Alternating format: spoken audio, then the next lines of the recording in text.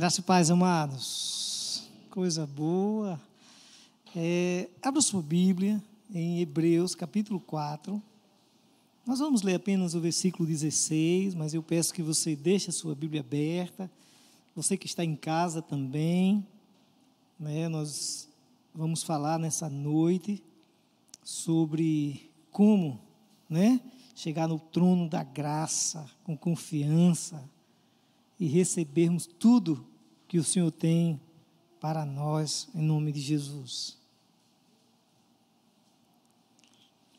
Como chegarmos ao trono da graça e recebermos o favor do Senhor. Hebreus, capítulo 4, verso 16.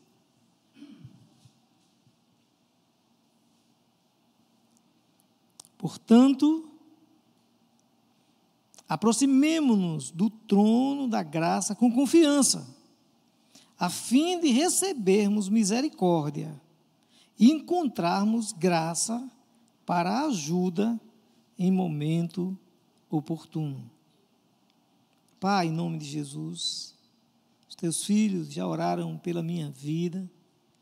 Eu oro também, Deus, por eles que estão aqui, pelos irmãos que estão em casa, para que, Deus, eu consiga transmitir tudo que o Senhor tem falado comigo nesses dias e que eu consiga, Deus, levar a Tua palavra.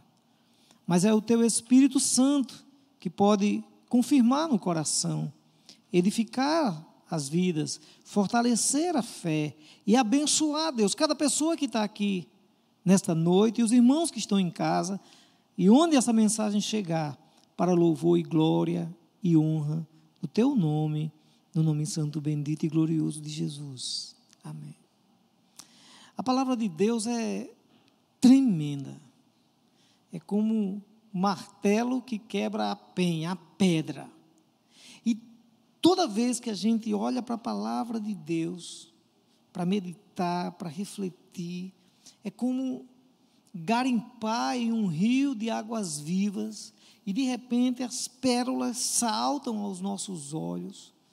Por isso que hoje de manhã eu estava ali na praia e fui ali só para gravar um vídeo mesmo, para convidar você para estar aqui. Estava orando pela sua vida, para que o Senhor nos traga uma revelação pessoal, clara, de como chegarmos ao trono da graça e alcançarmos o favor do Senhor.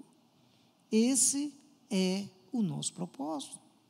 Então, sabemos da importância de uma vida de oração.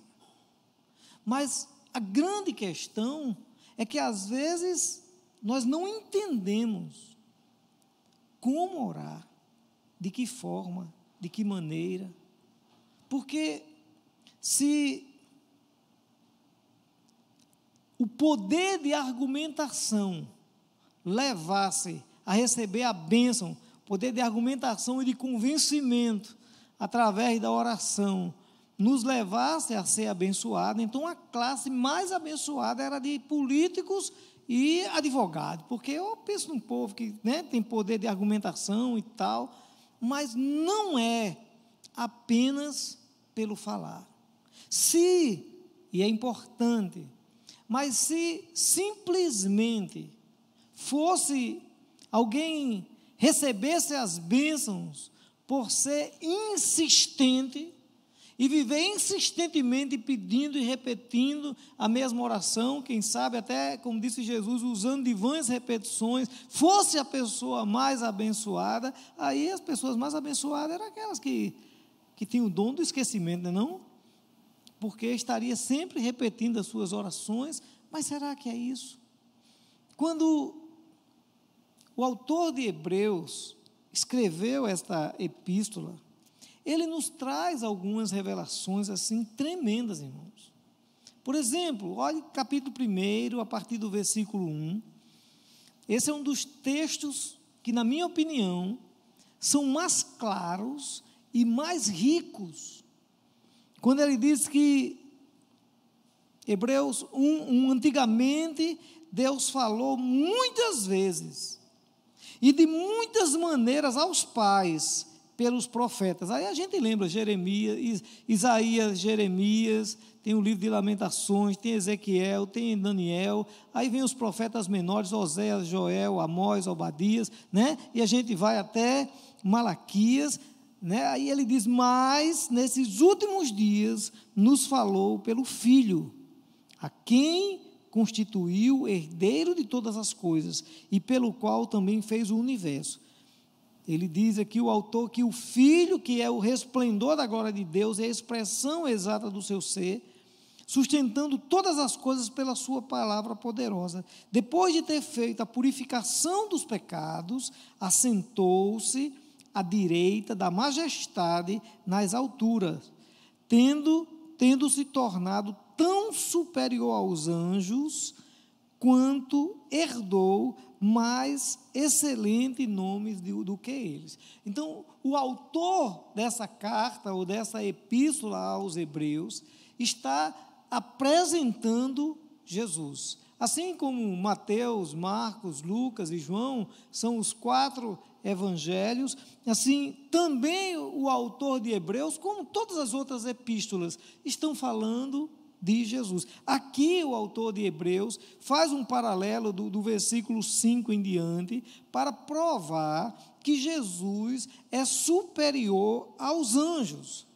Ele termina o versículo 14 do capítulo 1, dizendo que não são eles, falando sobre os anjos, espíritos ministradores, enviados para serviço a favor dos que hão de herdar a vida eterna. Então a gente descobre aqui com o autor de Hebreus quem são os anjos, qual o papel deles, inclusive na minha vida e na sua vida. Os anjos são colocados para servir a favor, então assim, da minha vida e da sua vida. Aí ele começa o capítulo 2, dizendo assim, olha, se Jesus é superior aos anjos, aí ele começa dizendo sobre o perigo da negligência.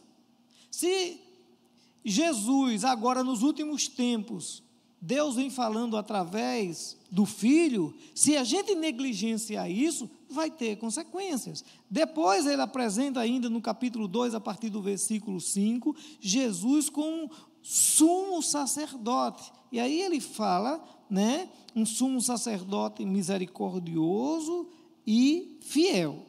Depois, no capítulo 3, ele fala de Jesus sendo superior a Moisés. Lembrando que essa carta é para um povo, aqueles descendentes de Abraão, conhecido como o povo hebreu.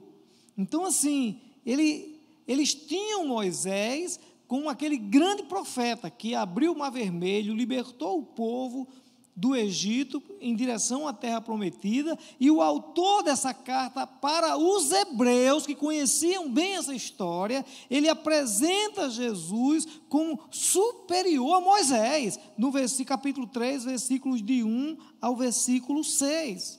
Aí do versículo 7 em diante, mais uma vez, ele fala do perigo da incredulidade e da desobediência. Meus irmãos, se a gente parar só até aqui com essa rápida explanação, já era muita coisa. Mas chegamos ao capítulo 4, e ele fala para aquele povo sobre a entrada no descanso de Deus pela fé. E aí eu quero chegar ao final do capítulo 4, que foi o versículo que nós lemos. Portanto, aproximemo-nos do trono da graça com confiança, a fim de recebermos misericórdia e encontrarmos graça para ajuda em tempo oportuno. Vou começar pelo fim.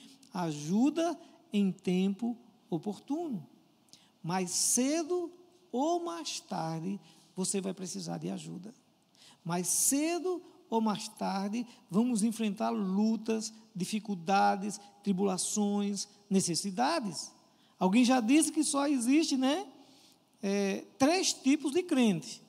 Aqueles que passaram por uma aflição ou por uma tribulação, os que estão passando por alguma aflição, ou então aqueles que mais cedo ou mais tarde vão passar por uma aflição. Por quê? Porque Jesus diz: no mundo tereis aflições. Então, mais cedo ou mais tarde, ou passou, ou está passando, ou vai passar. Então, o que é que a gente tem que fazer? Se prepare. Se passou, glória a Deus, sair fora, porque não existe problema que seja eterno. Eterno é o nosso Deus. Se um dia enfrentou uma grande luta, uma grande dificuldade, uma crise no casamento, uma necessidade material, já venceu, glória a Deus. Se está passando por isso, ei, fica fria, segura a onda, que também vai passar. Ou aqueles que vão passar, eu não sei. O certo é que esse versículo termina dizendo, a fim de recebermos misericórdia e encontrarmos graça para ajuda no tempo oportuno. E aí, meus irmãos, eu quero trazer aqui rapidamente eu quero pensar algumas lições desse texto para a nossa vida de oração. Olha aí, portanto, aproximemo-nos do trono da graça com confiança. Vamos passo a passo. A gente precisa entender, e a gente viu no início, que Jesus agora, ele está no trono, não mais na cruz, não mais no túmulo. Ele agora está no trono, de onde há de julgar os vivos e os mortos. Então, assim, precisamos entender e olhar para Jesus como Rei, Rei dos reis, Senhor dos senhores. É bem verdade que o próprio Jesus nos ensinou, apontando para o Pai, para Deus, como Pai. Agora, quando Ele nos ensinou sobre o Pai, Ele disse na oração do Pai Nosso, Pai Nosso que está nos céus. Precisamos entender que isso traz uma revelação especial. Pai Nosso que está no céu. E ele diz ainda: santificado seja o vosso nome. Não podemos perder a noção exata de quem é o Deus a quem servimos. Às vezes, e eu não sei porquê, ou talvez seja uma coisa cultural, porque se perdeu o respeito com o pai da terra. Alguns filhos estão chamando o pai de você, tu, ou seja lá o quê, e de repente, eu não sei se está querendo passar intimidade, para a igreja, assim, querendo dizer que eu sou assim com o homem, aí fica chamando Deus de você, de tu, falta literalmente respeito. Agora, Jesus, ele reina, ele está no trono da graça. E aqui, essa revelação, ele diz: portanto, aproximemo-nos do trono da graça. E como que eu posso me aproximar do trono da graça? Esse lugar aonde Jesus está sentado. Imagine, meus amados irmãos, que, por exemplo, quando a gente lê o livro de Esther, a gente sabe que naquele império, o rei, quando ele estava sentado no seu trono, ninguém, nem a esposa, poderia entrar para falar com ele, porque se ela entrasse e de repente ele não levantasse como é que chama? O cetro, obrigado, estava só testando. Mas assim, não levantasse o cetro, ela seria morta. Agora, o nosso Senhor, o nosso Redentor, o nosso Salvador, aquele que é o Rei dos reis, Senhor dos senhores, o que está sentado no trono, nós temos acesso direto a Ele. E isso é maravilhoso. Todas as horas do dia, todos os momentos da nossa vida. E esse texto nos faz um convite: portanto, aproximemo-nos do trono. E olhe que um dia ele vai estar sentado no trono para julgar os vivos e os mortos. Mas aqui no contexto, a gente se aproxima do trono para buscar a sua face, para adorar o Rei dos Reis, para adorar o Senhor dos Senhores e também para apresentar a Ele as nossas petições. Agora, meus irmãos, esse texto nos traz um detalhe muito especial. A gente sabe que o Salmo 139 diz que o Senhor, Ele nos sonda e nos conhece o nosso deitar e o nosso levantar. A palavra nem chegou à boca e o Senhor já conhece toda.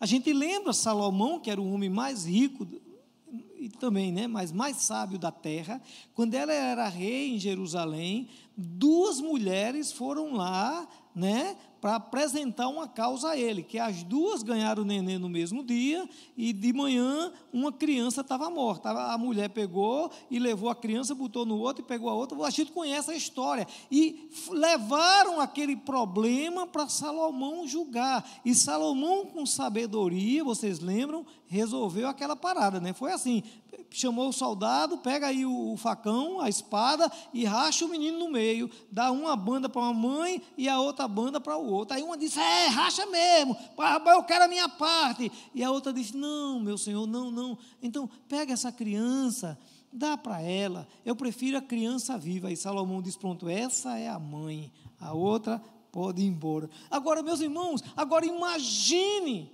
quando nós chegamos diante do trono da graça, porque é um convite para nos aproximarmos diante do trono da graça, onde reina esse que é Rei dos Reis, Senhor dos Senhores, que tem todo o poder, que tem toda a autoridade, mas Ele conhece a nossa vida, Ele conhece o nosso coração, Ele conhece o que está no nosso interior. Olha aí o versículo 14. Tendo, pois, Jesus, o Filho de Deus, como grande sumo sacerdote que adentrou os céus, conservemos firmes a nossa confissão. Versículo 15, porque não temos sumo sacerdote que não possa se compadecer de nossas fraquezas. Pelo contrário, ele foi tentado em todas as coisas, a nossa semelhança, mas sem pecado. Na verdade, eu queria ler o versículo 13, vem comigo. E não há criatura que não seja manifesta na sua presença. Pelo contrário, todas as coisas estão descobertas e expostas aos olhos daquele a quem temos de prestar contas. Pronto, era o versículo 13 que eu queria. Quando nós chegamos, o convite, aproximemo-nos do trono da graça. Meus irmãos, quando nós nos aproximamos desse trono em oração, precisamos entender que ali está o Rei. Ele tem toda a autoridade. Certamente você já assistiu um filme, não? Você já assistiu um filme, quando o Rei está sentado no trono, com aquelas vestes reais, com um cetro na mão. Quando alguém entra para falar com o rei, qual é a primeira coisa que ele faz? Se curva. Isso aqui, meus irmãos, não podemos chegar diante do Rei dos Reis sem nos curvar, sem nos prostrar, sem uma atitude de humildade. Vem comigo. Eu não tenho certeza, mas eu acho que é Salmo 95. Salmo 95, eu acho que é versículo 6.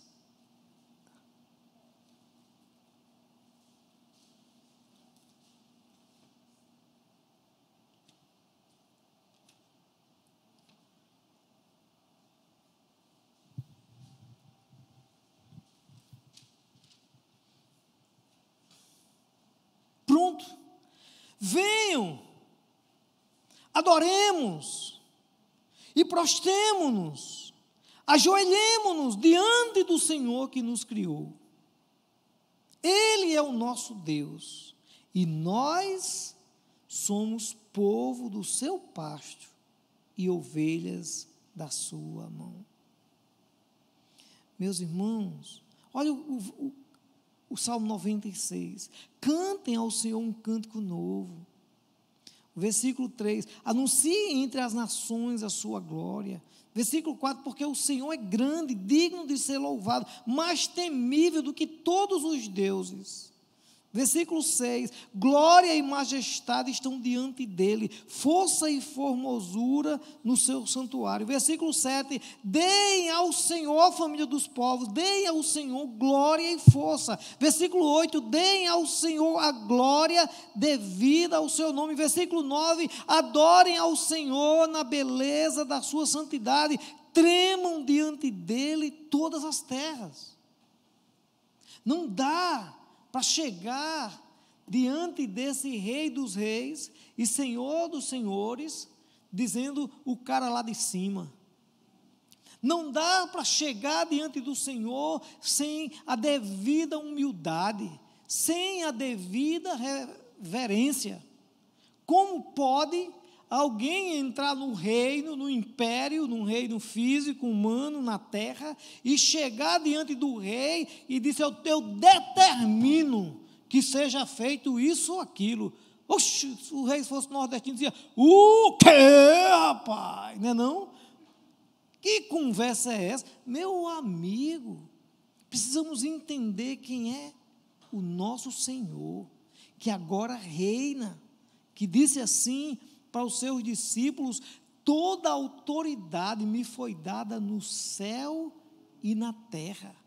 Precisamos entender e devemos, nesse momento de oração, nos aproximarmos, né? Aproximemo-nos do trono da graça. Eita, irmãos, que bênção, porque nesse momento, não é o trono do juízo, é o trono da graça. A gente está vivendo esse momento que a gente chama o período da graça. Teve o primeiro período da lei, aí vem o período da graça que nós estamos vivendo, e vai vir o período do juízo, ou da tribulação, da grande tribulação que há de vir sobre toda a terra. Então, assim, nós estamos vivendo esse trono da graça que nós podemos chegar diante do Senhor, e sim, em oração. E, meus irmãos, como é que isso acontece? Precisamos entender, como eu disse no início, não é no argumento da palavra, não é apenas na insistência. E como é que isso acontece, meus irmãos? Precisamos entender que tudo é no reino do Espírito. Nós estávamos mortos em nossos delitos e pecados, como diz o apóstolo Paulo, e o Senhor nos vivificou. Ele nos regenerou, gerou de novo, porque lá no capítulo 3 de Gênesis, quando Deus tinha dito que se o homem comesse da árvore que estava no meio do jardim, a árvore do conhecimento do bem e do mal, de certamente morrereis, ali quando Adão pecou, ele morreu, não fisicamente, mas ele morreu espiritualmente. De lá para cá, todos os homens nasceram mortos espiritualmente. E o que significa isso? Que esse homem não conseguia ter acesso a Deus, não conseguia ouvir a voz de Deus, discernir, não conseguia ter intimidade com Deus. Mas aí, a partir do momento que a gente aceita Jesus Cristo como Senhor e Salvador da nossa vida, nós recebemos o Espírito Santo, que vem morar em nós, e mais do que isso, nós somos agora vivificados, renovados, nos tornamos nova criatura, não é fisicamente não, continua o mesmo, mas essa pessoa é regenerada, gerada de novo, espiritualmente, que estava morto, agora reviveu, vivificou, foi renovado. Agora nós somos quem recebeu Jesus como Senhor e Salvador da sua vida. Além de pessoas que temos uma parte física, nós temos uma parte espiritual, porque o nosso espírito agora foi renovado, vivificado, nos tornamos uma nova criatura. É por isso que Paulo, escrevendo aos Coríntios, diz que o Espírito Santo confirma com o nosso espírito, porque agora a gente tem, não? Com o nosso espírito Espírito de que somos filhos de Deus. E essa oração que funciona, essa oração que nos leva ao trono da graça, não é no reino da terra, no poder do argumento, mas é no reino do Espírito. Lembra quando Jesus se encontrou com a mulher samaritana? Ele disse assim: Deus é Espírito, e importa que os seus adoradores o adorem em espírito e em verdade. É assim que essa oração que funciona, é algo que, primeiro, a gente tem as nossas necessidades. Sim, necessidades também da nossa alma. Nós temos desejos, vontades, as nossas necessidades físicas. Então a gente sente a parte emocional do homem, a gente sente isso. Agora, se a gente levar para Deus apenas no poder do argumento, não chega. Aí a gente tem que levar no Espírito. Então a gente, com as nossas emoções, a gente vem ao Espírito Santo, ao nosso Espírito, que se comunica com o Espírito Santo e nos leva ao trono da graça. É por isso que nós devemos aprender a orar em espírito. Sabe, irmãos, é orar com a alma, é orar com a vontade, com o desejo. Não é apenas eu estou pedindo alguma coisa. Já viu, né, essa história? Eu estou pedindo da boca para fora, eu nem estou sentindo, eu nem estou querendo, estou pedindo assim, mas é um negócio que para mim nem tem importância. Imagina a situação: o rei está sentado lá no trono, chega uma pessoa que diz que quer ter uma audiência com o rei. Aí o rei, a agenda é cheia, não é não? Aí o rei diz: mande entrar o meu servo, não é não? O meu súdito. Aí o servo entra. Aí o rei diz: pois não, meu filho, o que é que você quer? Ele disse: realmente, eu estava querendo falar com o rei, mas diga o que é. Não, é porque assim, eu tenho passado algumas lutas, dificuldades, eu quero pedir que o rei abençoe a minha vida e tal, está certo, mas exatamente o que é que você quer? Não, eu não pensei sobre isso. Sabe que tem gente que é assim, que marcam audiência com o Rei dos Reis, Senhor dos Senhores. É um momento de oração, quando esse momento é momento de comunhão, quando essa pessoa se aproxima do trono da graça e chega lá e não tem o que falar. Meus irmãos, nós estamos diante do trono da graça. Esse Senhor que a gente viu no versículo 13, né, que não há criatura que não seja manifesta na sua presença, pelo contrário, todas as coisas estão descobertas e expostas. Quando eu vou orar, porque, sinceramente, irmãos, a nossa oração pública é meio assim, é meia boca, como diz o outro, não? É uma oração muito assim: oh, grande Deus, maravilhoso Senhor do céu e da terra, Deus de Abraão, de Isaac, de Jacó. É uma oração, sinceramente, não vou dizer que é todo mundo, mas tem gente que ora mais para os outros do que para Deus. Porque a nossa oração pessoal, particular, como Jesus ensinou: entra no teu quarto, fecha a tua porta, ora ao teu pai que está em secreto e ele te recompensará publicamente. É uma oração que você chega, que você se prostra, que você bota a cara no pó, que você se humilha, que você apresenta ao Senhor a sua vida, porque Ele sabe, Ele conhece quem é você, conhece os seus pecados mais íntimos, aqueles mais escondidos, Ele conhece tudo, e você sabe que Ele sabe. Mas aí, você lembra, olhando para esse texto, que você está diante do trono, mas é o trono da graça, onde você leva o enfermo e ele é curado, o cativo é liberto, aquela vida é transformada, o caráter é mudado para o caráter de Cristo. Aí ele diz: portanto, aproximemo-nos do trono da graça com confiança. Aí Tiago, o irmão do Senhor, escreveu sua epístola e diz que o homem não recebe coisa alguma, irmãos, se for sem fé. Não adianta.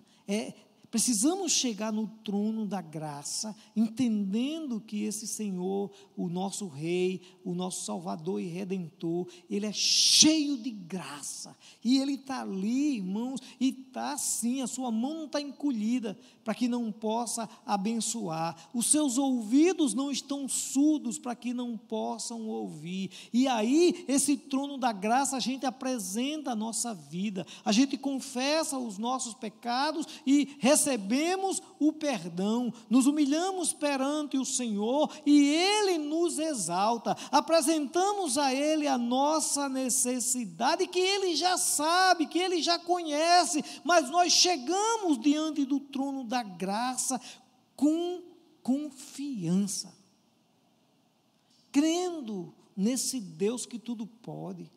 Aí, irmãos, eu quero dar uma dica para você. Você está diante do Rei dos Reis, do Senhor dos Senhores. Quando chegar diante do trono da graça, quando for pedir alguma coisa ao Senhor, olha aí o Evangelho da Prosperidade, peça uma coisa grande, irmãos. Não. O Senhor é Deus. Ele lhe ouve. Ele conhece o seu coração. Agora, peça se for para a glória de Deus. Porque a palavra é fazer tudo para a glória de Deus. Não existe nada. A palavra diz que Ele é poderoso para fazer muito mais do que pedimos ou pensamos. Por isso, sonhe. O homem faz planos, o executar é do Senhor. Agora, chegue diante do trono da graça, se aproxime. Agora é uma vida de oração constante, é uma vida de comunhão constante. Não é uma coisa assim, né? Quando eu estou com problema, eu vou orar, eu vou conversar com Deus. Não, irmãos, é todo dia. Eu tenho um amigo meu, que um dia ele compartilhou comigo que, rapaz, tem um caba que se faz meu amigo, porque ele passa o ano todinho e não fala comigo, mas quando ele liga para mim, que o telefone toca, que eu olho assim, é fulano, eu já sei. Quando eu atendo, ele diz, não, porque eu estou passando um problema, eu queria saber se você pode me ajudar, né, tal, pagar uma conta, não sei o quê. Não tem gente assim, né? Tem gente que faz a mesma coisa com Deus, irmãos. Espero que não seja o seu caso.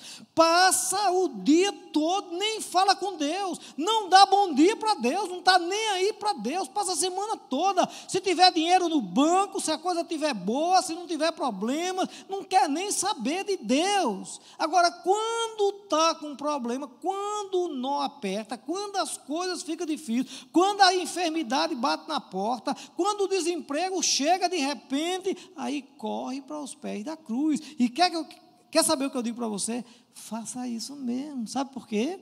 Porque é a hora de nos aproximarmos também do trono, aí eu digo, do trono da graça, e nos aproximarmos com confiança. E veja que o texto diz, a fim de recebermos misericórdia. E o que é misericórdia? Favor não merecido. E eu mereço que Deus me abençoe? Não. E eu sou tão bonzinho assim, que para Ele, né, estender a mão, me abençoar?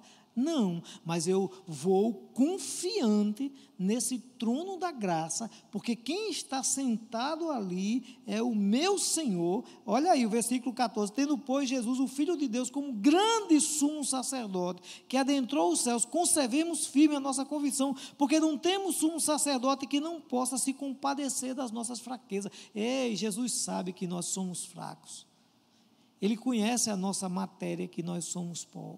E não temos outra coisa a não ser nos aproximarmos para, né, e encontrarmos graça para ajuda no momento oportuno. Meus irmãos, tem muita coisa, mas o segredo é uma vida de oração constante, uma vida de intimidade com o Pai, com o Filho e com o Espírito Santo.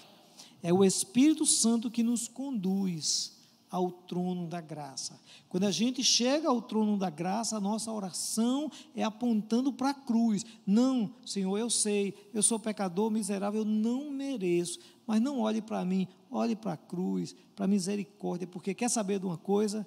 Deus, quando Ele nos julga, olhando para a cruz, aí nenhuma condenação há para os que estão em Cristo Jesus. Nós que não merecemos nada, quando Ele olha para a cruz, o preço foi pago, e a bênção do Senhor está garantida para mim, para você. Continuemos em oração, irmãos, em intimidade com o Espírito Santo, que nos leva ao trono da graça, e nós vamos receber tudo o que o Senhor tem preparado para nós. Vamos ficar de pé, vamos orar? Ah, Senhor, obrigado. Obrigado porque podemos nos aproximar do trono da graça, onde está o nosso Rei, Rei dos reis, Senhor dos senhores, que tem todo o poder.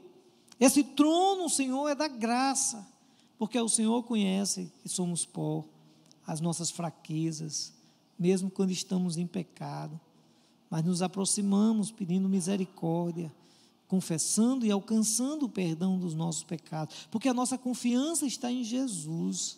Foi Ele que foi o nosso Redentor, que pagou o preço pelas nossas falhas e pecados. Obrigado, Senhor.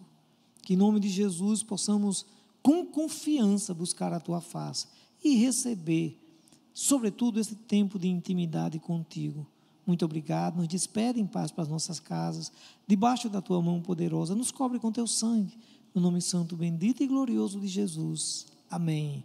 Deus abençoe, queridos. Deus abençoe, queridas. 9 horas.